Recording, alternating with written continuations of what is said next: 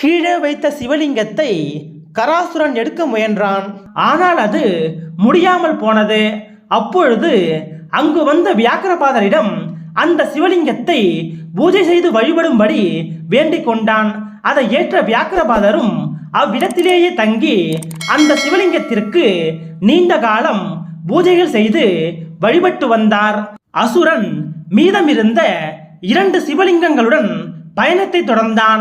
ஏற்றமானூர் என்ற இடத்தை அடைந்த பொழுது தனது இடது கையில் இருந்த சிவலிங்கத்தை அங்கே மேற்கு நோக்கி நிறுவி வழிபாடு செய்தான். பின்னர் வாயில் எடுத்து சென்ற சிவலிங்கத்தை கரித்துருத்தி என்ற இடத்தில் கிழக்கு நோக்கி நிறுவி வழிபட்டான். இதன் மூலம் அவனுக்கு முக்தி கிடைத்தது. கராசுரனால் கொண்டு வரப்பட்டு வியாக்கிரபாத முனிவரால் வழிபடப்பட்ட சிவலிங்கமே தற்பொழுது வைக்கம் மகாதேவர் என்று அறியப்படுகிறது.